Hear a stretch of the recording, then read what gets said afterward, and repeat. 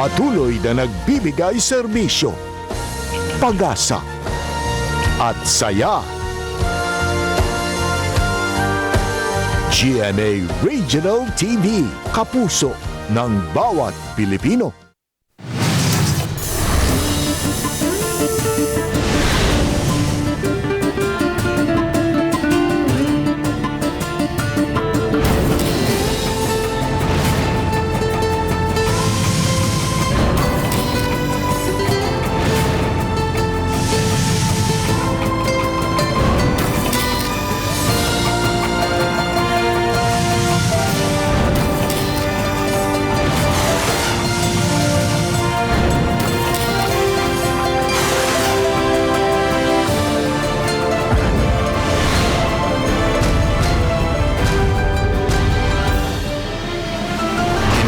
GMA Regional TV, Balitang Bisdak.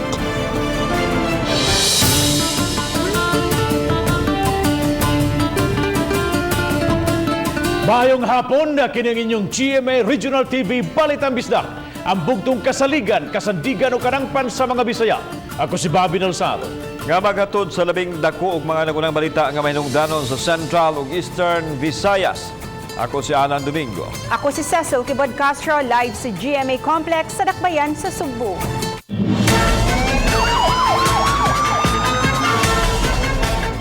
Bisan pa man sa kakuyaw sa panahon gumikan sa pandemya, di gyud kalikayan nga duna gayoy mga magpabadlong. Ani ay high-grade marijuana nga gingong gamiton sa mga party na sakmit sa mga sakop sa Philippine Drug Enforcement Agency PDEA-7, Bureau of Customs ug sa Philippine National Police. Lalaking gitumbok nga mo'y mukuha unta sa kontrabando o nasikop. Ani ang report. Kinsay magdahom nga sa sulod nining kahon nga kahoy duna ba di ay gitaguan nga kontrabando. Dihang giablihan murag way sulod apan dihang gitan-aw ang ilaw nga bahin o false bottom compartment. Dinhi ay gibutang ang marijuana kush o high-grade marijuana nga gikan pa sa gawas sa nason. Mabot sa 1.5 million pesos ang Dangerous Drugs Board value sa naasoy kontrabando. It was a controlled delivery lang, no? Meaning anang controlled delivery, it is allowed by law na ug naay produkto gikan sa gawas na suspected to be illegal for in our part dangerous drugs, magpadala ta og authorized agent para mudala ana nga kargamento, siya mo ay mo deliver didto sa recipient instead of the courier company. Og nay mo dawat didto mo na siya atong dakpon, and we will conduct further investigation og kinsa pag lain na appeal or nalambigit ana nga illegal na transaction. Mato ni PDEA-7 Director Levi Ortiz nga nakadawat sila og kasayuran sa ilang ulahang buhatan mahitungod sa kontrabando hinungdan nga ila kining gioperasyonan. Usa ka langyaw ang giingong recipient sa marijuana apan wa siya moadto sa dapit hinungdan nga ang lalaking may kuha sa shipment maoy nasikop.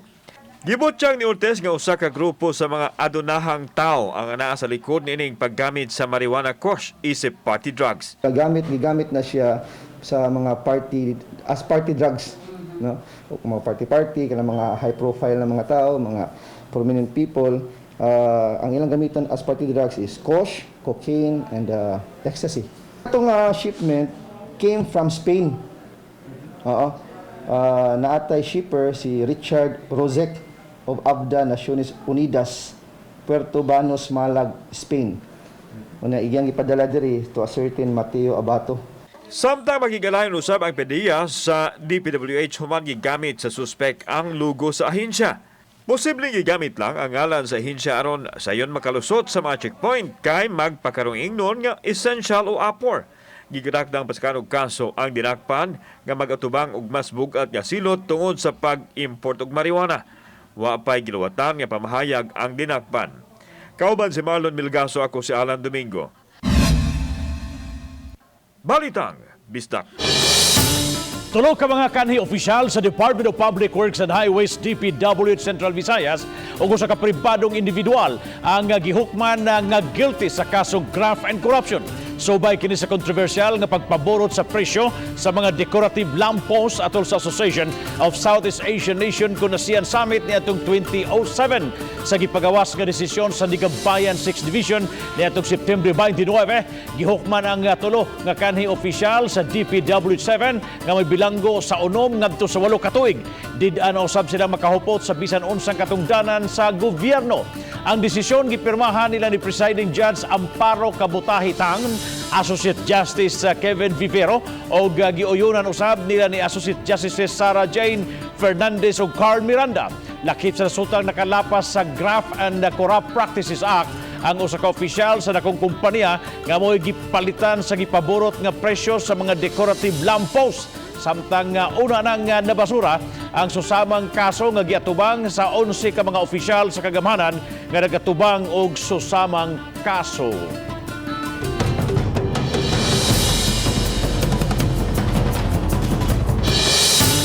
Mas gihingusgan pa ang kampanya batok sa COVID-19. Ang Mandawi City Hall mohimo sab og targeted testing sa mga market vendors ug uban pang sektor sa syudad. Ang report ni Nico Sereno. Gihanay na sa Mandawi City Emergency Operations Center ang pagpasiugda ug targeted strategic COVID-19 testing. Una nilang planong pahigayunan niini ang mga vendors sa Mandawi City Public Market. Matud sa syudad, importante kini aron matino kung dunay nagpositibo kanila. Dili lang ni para protektahan pod ang mga vendors, para pod ni protektahan ang mga consumers nga mopalit sa merkado. Dili hinundunganon ang testing ug himuon kada batch. Sa pagpakisayod namo sa pipila ka mga manindahay sa merkado, ang uban miangkon nga magpangulbaan niini. Apan andam sila nga mutuman kung imando gyud sa dakbayan. Kuya Juan yun. Even sakit siya, unya kwan pag yun ma-positive la tagkalit tira ang isa. Mo. Pero pag inanaon din mo mandak, mag-inanak din sila. Why choice, mo-appeal na lang. Okay ra. Aron, May bawaan. bye. May bawaan. Positive ba? Matud ni Ibanez, gihanay pa ang plano niini kundi inhayan isunod sab ang mga driver sa mga pampubliko nga sakyanan.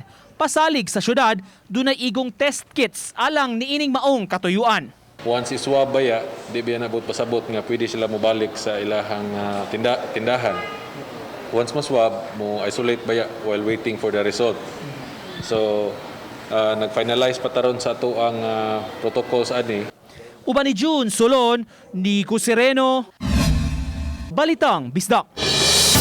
5 milyones pesos ang gigahin sa lokal na kagamhanan sa dakbayan sa Lapu-Lapu ning padayong pagpaubo sa swab test sa nakadiyang sektor sa Kitilingban. Si Luan Mirundina sa report.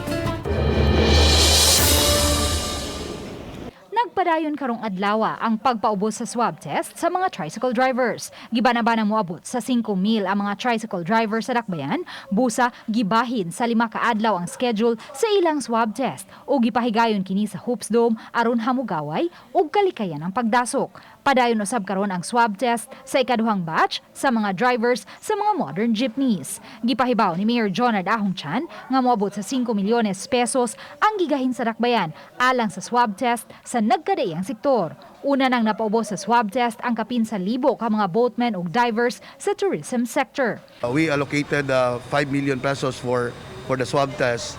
Nga kaso magkulang ta, we will ask the assistance of the Department of Health. Actually, we still use the rapid test for the confirmatory kinina siyang after na siya mahisa para makadaginot ang syudad, no. Sa kapin 1,000 ka mga boatmen ug divers nga napaubos sa swab test, 22 lang kanila ang nagpositibo sa COVID-19 ug karon nagpaalim na.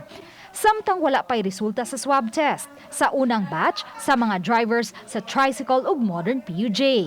Karong adlaw, mitala ang dakbayan ug dugang napo ka mga bag-ong COVID positive case. Usa ni ini, contact tracer, samtang ang siyam na-admit karon sa nagkadiyang mga tambalanan sa Metro Cebu. Sa pagkakaron, aduna nalay 118 ka mga active COVID case ang dakbayan, kay naka-recover na ang 2,101 sa kinatibuk-ang 2,330 ka mga COVID positive cases. Uban ni Godfrey Rilien, Luan Merondina, Balitang Bisdak. Opening salvo sa kapistahan sa Dakbayan sa Talisay, gisugdan na pinagiso sa kamotorkada. Checkpoint ni pahigayon sa kapulisan aron way makasod sa simbahan nga mga senior citizens o mga minor de edad. Si Chona Carion sa report. Gibuksan sa motorkada sa patroness sa Dakbayan sa Talisay nga si Santa Teresa de Avila. Hugot nga seguridad ang gipatuman sa kapulisan. Lakip sa gipakatap, mga sakop sa City of Talisay Traffic Operations Development Authority kon City Toda. Matag iskina nga nagpalibot sa simbahan, temporaryong gisiradan. Matag adunay Santos nga misa nga ipahigayon usab og checkpoint ang kapulisan sa kada iskina padung sa simbahan aron pagsiguro nga walay mga senior citizen og minoridad nga makasulod, gumikan kay gibawalan sila sa Interagency Task Force, gumikan kay prone sila nga matakbuyan sa COVID-19. Dili usab pasudlon ang walay face mask o face shield. We have checkpoints in 4 corners of the church so that we can assure that only those authorized will be able to gain entrance and go to church. Sa Oktubre 5, sugdan ang nominaryo alang kang Santa Teresa de Avila kansang kapistahan sa ulugon sa Oktubre 15. Gilimitahan lang sa 467 ka mga tao ang musud sa simbahan aron mapatuman gyud ang social ug physical distancing. Samtang aduna usay duha ka tent kay butang gawas sa simbahan, din ilimit sa usa ka gatos ka mga tao. I would like to ask for your patience that we need to implement the YATAP guidelines in order to stop the spread of COVID. Uban ni Rinante Quinones, Chona Carion, Balitang Bisdak. May paubo sa self-isolation si Bohol Governor Arthur Yap o ang iyang mga staff sa Kapitulyo. Kinihuman na sila ma-expose sa delegado sa Philippine Travel Exchange of FIDEX 2020 nga gipahigayon sa Panglao, Bohol sa miaging semana nga nagpositibo sa COVID-19. Siyang video message nga gipost sa social media kagabi. Gipahibaw ni Yap nga nagpositibo sa RT-PCR test ang maong delegado pag-abot sa Manila. Nag-voluntary isolation si Yap o ang iyang mga staff o mopaubos sa RT-PCR test kung doon na advice sa doktor. Mihangyo sab siya og pag-ampo. Ang Bohol IATF naka-record na og 339 ka mga confirmed COVID cases. Si Tinta ang aktibo, dunay 261 ang nangayo na og 8 ang namatay. Ako na usab gipahibaw ang tanan na akong nakahimamat sulod sa niaging duha ka adlaw. Kabahin sa sitwasyon ug gihangyo na ako sila nga magpa-isolate usab. Sa pagkakaron, wala ako ikipati nga simptomas ug himsog pud tabuya. Ayaw mo katuo sa mga istorya nga nikuwas nga na-infected ta. Fake news ra ang tanan.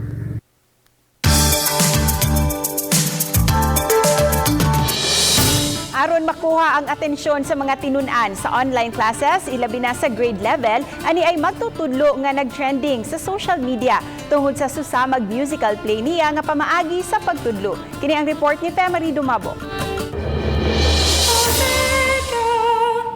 Apektado usab sa pandemya sa COVID-19 ang mga naandang pamaagi sa pagtudlo, sama na lang sa face-to-face learning. Tungod sa pandemya, gigamit ang nagkariyang modalities sama sa modular distance learning ug online classes. Aron pagdani sa iyang mga tinun-an sa grade 1, 2, 3 ug grade 4, kining music teacher sa pribadong tungaan sa Dakbayan sa Sugbo, misagop sa theatrical musical play presentation sa iyang pagtudlo. Ang parte sa creative niyang pagtudlo ang gi-upload online nga nag-trending dayon naman sa duha ka adlaw. When you read, you begin with ABC. When you sing, you begin with Do, Re, Mi. Do, Re, Mi. Do, Re, Mi. The first 3 notes just happen to be an encouragement for the children to listen to me and to learn also the concept of the pitches and the notes. Moto, akong example, akong gikanta ang song from the Sound of Music. Tinguha ni Teacher Jereline nga maka-inspire sa ubang mga magtutudlo ang iyang mga post. Iyang giangkon nga frustrated musical artist siya ug kanhi sakop sa ilang university choral ug mo'y iyang gigamit karon sa iyang pagtudlo. Ug gisampulan kita mga kapuso ni Teacher Jereline sa iyang teaching skills. Correct. We are going to have lots of melodies. So let's have this as an example. Repeat after me. So do la fa mi do re. Gawas nga gikinahanglan ng taas nga pasensya pagka masinabtanon og kahibaw sa gitudlo. Alang kang Teacher Jereline, gikinahanglan usab ang pagkamamugnaon o gugma sa mga tinun-an. Please don't forget, ayaw kalimti kung unsay rason nga nung nagtudlo ta, anong ato ning gipili nga career.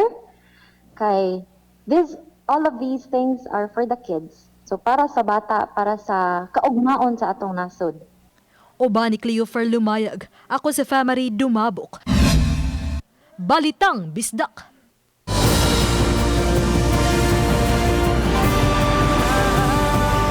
Kini ang GMA Regional TV Balitang Disda.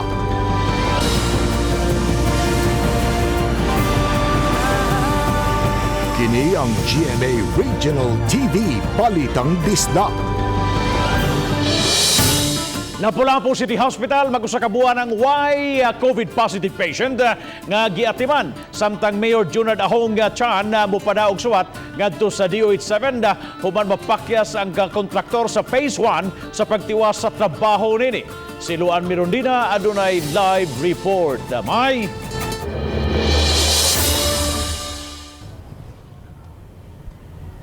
Yes, Bob, usa ka maayong balita unta kana nga mag-usa ka buwan na nga walay COVID positive patient ang Lapu-Lapu City Hospital.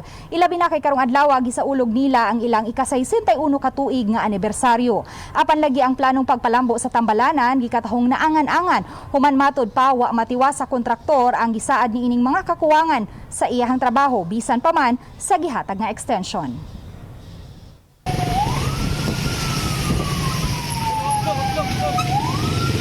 Gibuksan sa usa ka motorkada ang ika-61 ka tuig nga anibersaryo sa Lapu-Lapu City Hospital karong adlaw. Samtang pagkaudto, gipahalipayan sa mayor ang mga pasyente o gipasidunggan ang mga kawani sa tambalanan nga pabiling nagmatinod-anon sa ilang trabaho taliwa sa hulga sa COVID-19. Kahinumduman niadtong hinapos nga bahin sa Hunyo hangtod sa unang semana sa Hulyo, moabot sa 7 ka mga hospital staff sa Lapu-Lapu City Hospital ang natakbuyan sa COVID-19. Hinuon silang tanan naka-recover na. I'd like to thanks the frontliners, no, the doctors and the nurses, no, for the job well done.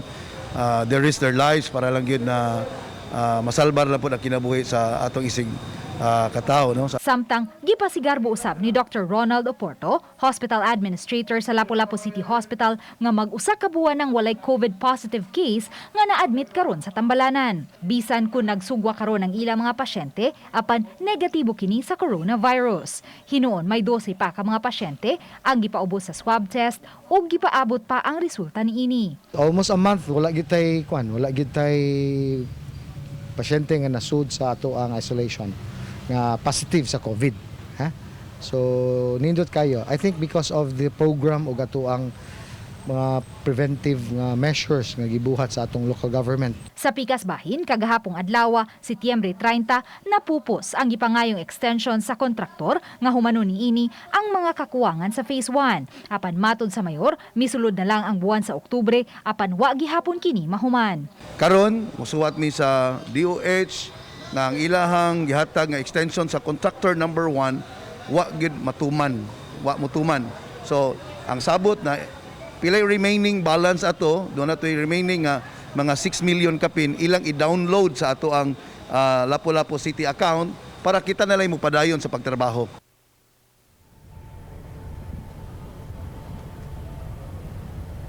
Bob, matod sa mayor, gawa sa Phase 1, medyo delayed usab ang pagtrabaho sa construction sa Phase 2. Busa ipasukip usab niya kini sa iyahang suwat nga ipadangad to sa DOH-7. Sa pagkutlo ning balita, Bob, wala pa makuha og habig ang duha ka mga kontraktor. Bob? Daghang salamat, Luan Mirondina, sa imong live report.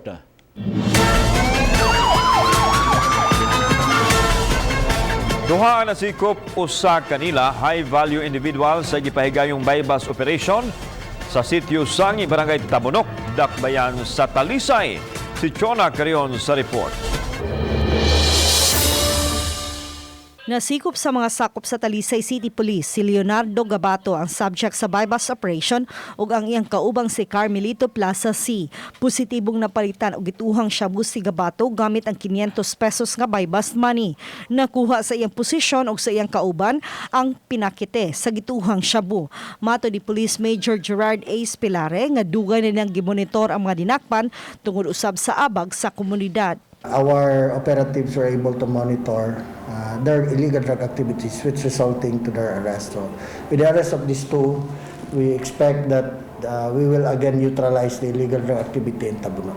Gibanabanang mo balor sa dulan 300,000 pesos ang nasakmit nga shabu. Uban ni Renante Quiñones, Chona Carion, Balitang Bisdak.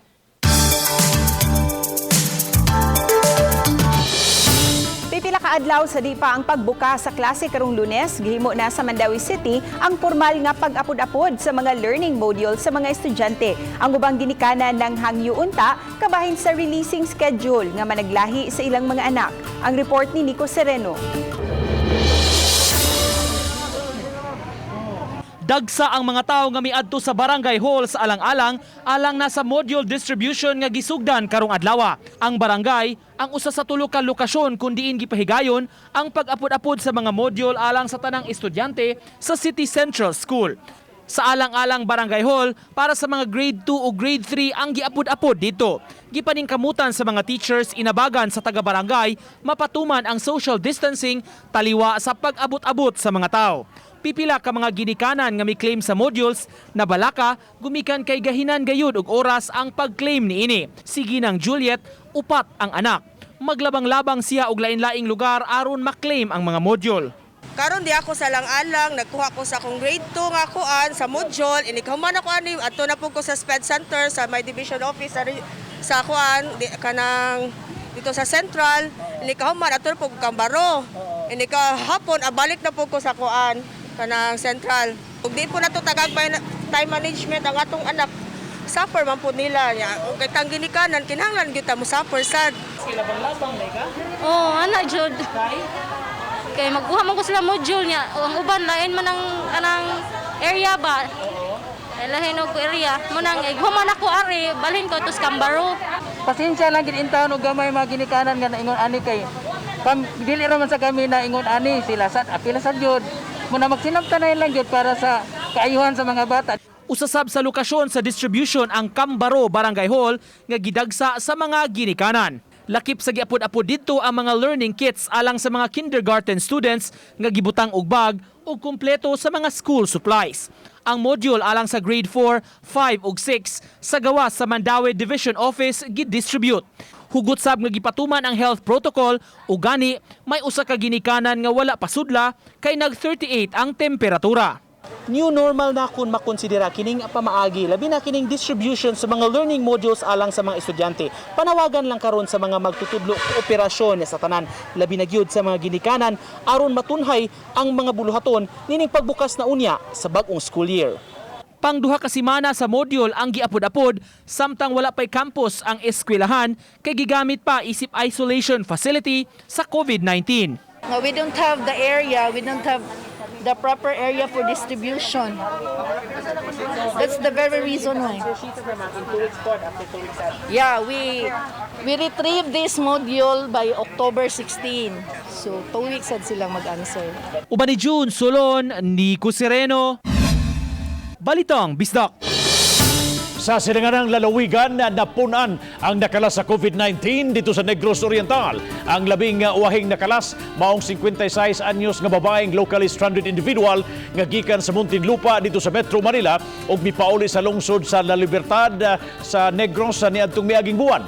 Mato ni Dr. Lilan Estacion tigpamaba sa Provincial Health Office sa Negros Oriental nga gipaubos ang maong LSI og 14-day mandatory quarantine. Apan siyang pagpauli sa ilang balay human sa mandatory quarantine, giubo ang maong babae human sa 3 ka adlaw o gi-swab test.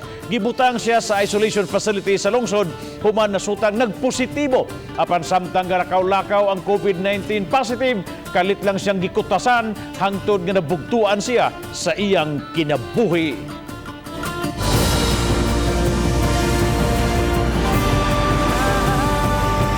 Kini ang GMA Regional TV Balitang Disda.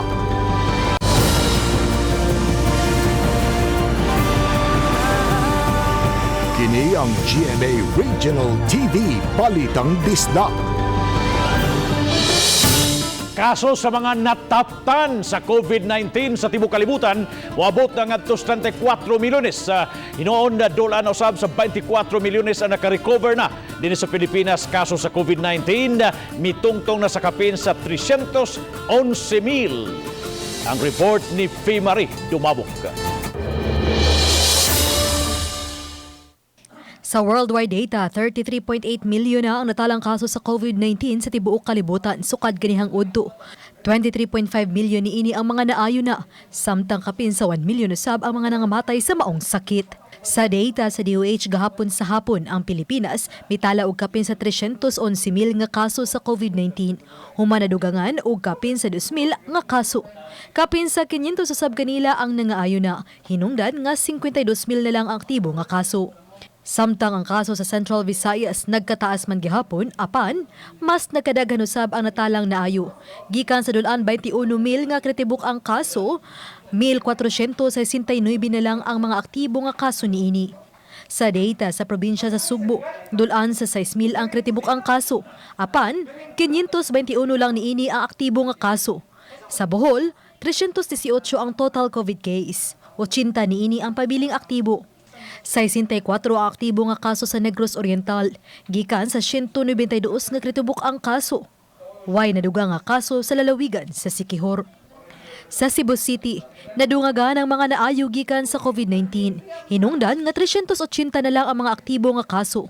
181 ug 243 na lang usab ang mga aktibo nga kaso sa Mandaue City ug Lapu-Lapu City. Ang kaso sa COVID-19 sa Eastern Visayas gabii niabot sa 4,715 ug dulaan sa usa ka gatos ang nadugang nga mga naayo gahapon. Hinungdan nga 643 na lang ang mga aktibo nga kaso. Ako si Fee Marie Dumabok. Balitang Bisdak. Ang Barangay Ermita diin nahimutang ang merkado sa karbon sa Dakbayan Sugbo wa nay natala nga kaso sa COVID-19 sulod na sa 18 ka adlaw matod sa IETF. Samtang nagpadayon karon ang pagpahigayon sa PCR RDT test sa mga market vendor sa carbon. Ani ang report. Sa parking area sa Carbon, gimuntar ang mga tents alang sa nagpadayon nga COVID-19 test sa 2,000 ka mga vendors. Gisugdan kini kagahapon din dulan sa 300 ka mga market vendors ang napaubos sa swab test. Apan, magpadayon kini hangtod maigo ang target. Gipasabot sa opisyal sa IATF nganong gikinahanglan nga PCR ug RDT test ang agian sa mga market vendors. Kaning PCR aron mahibaw ug naba kay COVID. No, nag-experience kang COVID if you have COVID. Now the RDT is if you had COVID. No? Niagi na nimo ang COVID. Mahibaw-an, ma-detect na niya ug nanalo nimong COVID. Na-immune na ka. Ang Carbon ganimutang sa Ermita ang sentro sa negosyo dili lang sa syudad kundi apil na sa ubang mga dapit. Apan gibutyag ni Garganera nga nagpabiling zero COVID transmission ang Carbon sulod na sa 18 ka adlaw. Malipayon siya sa kalambuan ang panabalaka sa samang higayon kay miluag na og may kumpiyansa na mga tao sa mga health protocols. We have the lowest positivity rate in the entire history sa COVID na to, which is 0.7%. 0.7% ang positivity rate na to. Now we've been experiencing little success. And whether we like it or not, somehow mupave way po ang kaning complacency. Samtang sunod nga targito ng ubang kamerkaduhan sa Dakbayan, tinguha nini nga matumbok asa nagpundo ang virus o mapugan ang pagkatap nini. Kauban si Marlon Milgaso, ako si Alan Domingo. Balitang Bisdak. Adunay pahimangno ang DepEd 7 sa mga magtutudlo sa pribado ug pampublikong tunghaan nga dili presyoron ang mga tinun-an sa paghimo og mga requirements nga lisod mabuhat sa mga bata. Kini tungod kay anaa pa karon sa adjustment period ang mga tinun-an sa bag-ong normal sa sistema nga sa edukasyon. Kung adunay mga projects gikinahanglan nga ipahaom sama sa online classes nga katulang posibleng mabuhat pinaagi sa online platform.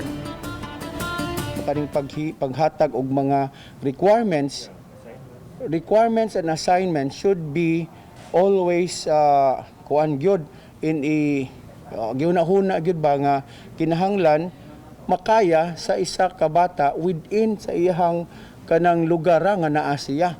Dili kay para man sa bata. So kung ang bata kinahanglan mo gawas, so that's a violation. That's a violation sa ato ang existing policy.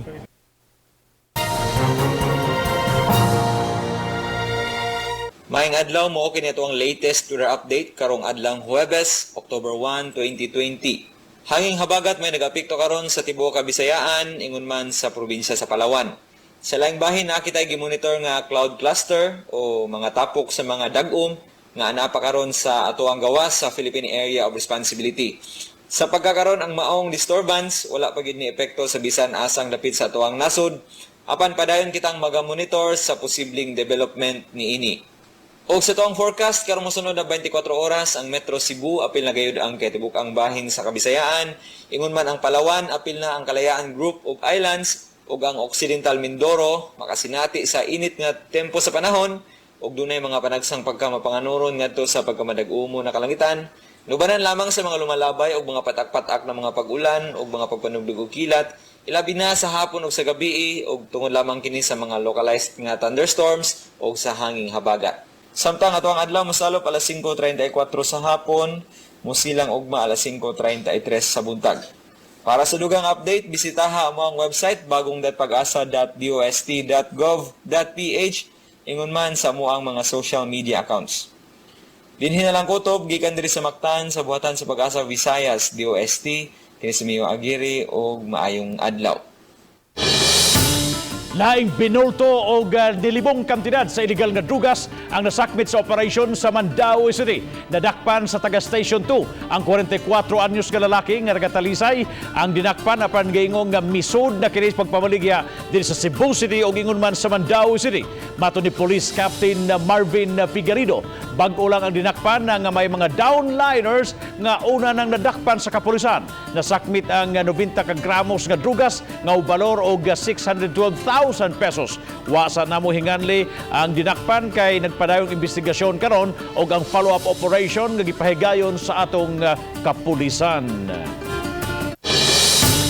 Nining panahon sa pandemya na sinati ang kalisod sa transportasyon ilabi na nga limitado kayo ang gitugutan nga public transportation. Busa ang uban nangita og pamaagi nga makaadto silang destinasyon gamit ang scooter.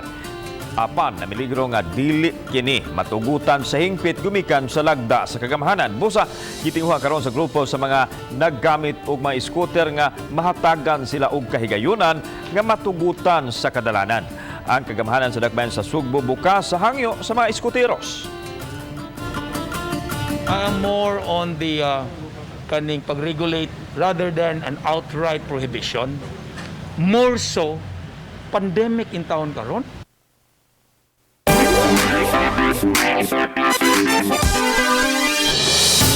Ani ay usa ka batan-ong tagalungsod sa Liloan nga nag-trending online tungod sa iyang do-it-yourself clothing transformation nga migamit sa sayal sa iyang lola aron mamahimong mga fashionable dresses. Kini ang report ni Femery Dumabo.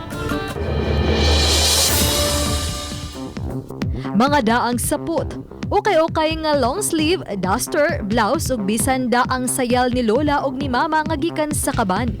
Kining tanan na transform og nahimong sexy, daw brand new ug maanindot nga design ug fashionable pa nga mga sapot. Kining tanan gikinamot pagtahi sa 22 anyos nga si Cassandra Jane Pipito. Saysay ni Cassandra sa GMA-RTV Balitang Bisdak nga nakatun siya sa pag-hand stitch tungod siyang lola Sebastiana sukad sa bata pa lang hangtod na siyang pagadalaga. Hilig niya ang mga bagong design ug fashionable nga mga sapot apan way kapamalit tungod sa kamahal. Gani aduna pahigayon nga mag-ilog silang tulo ka magsuong babay nga makapili og mga sinina. Atol sa quarantine, nakanahon na siya og DIY clothing transformation. When she got older na niya, murag na diferensya sa mata. Ako na iyang patahion, so murag ako sad, sige, ganahan na sad ko kay malingog sad kog tahi-tahi. Mas naingganyo pa human mitaliwan ang iyang lola sa edad nga 81 niadto lang Hunyo. Gihumo usab niya kini pagtabang sa pagprotehir sa kalikupan. Kay sa panahon ng karon kanang grabe gani ang demand sa fast fashion which is one of the main reason na naay overproduction karon sa mga garments. That way, we can also manage kanang the textile waste na usa sa pinakadakong contribution sa climate change na to. Karon nga sugod na sila sa klase ug ilabi na nga naa na sa 50 years sa kursong architecture. Pampawala stress niya ang pag-clothing transformation. Kay alang niya, di kinahanglang mo gasto og mahal aron lang in ug makuha ang gikahinaman. Uban ni Cleofer Lumayag. Ako si Family Dumabo. Balitang Bisdak. Mga kapuso, inyo makita kining mong episode sa official website sa GMA Regional TV sa www.gmaregionaltv.com. Bisitaha usab ang atong official YouTube channel GMA Regional TV o i-click ang subscribe button alang sa mga init ug nagunang mga balita ug kasayuran gikan dinhi sa mga rehiyon. Daghang salamat sa mga kapuso nato apil na nasa sa nasod nga nikisayon sa mga dagko ug mga nagunang balita sa rehiyon. Ako si Alan Domingo. Ug gikan namong tanan dinhi sa Central ug Eastern Visayas, ako si Cecil Kibod Castro. Ang inyong balita ang among balita kay matag lokal nga balita mahinungdanon kini ang inyong GMA Regional TV Balita Bisdak. Buong puso para sa Pilipino. Ako si Bobby Nalsaro, ug 85 ka adlaw na lang. Pasko na. Mayong hapon mga kapuso.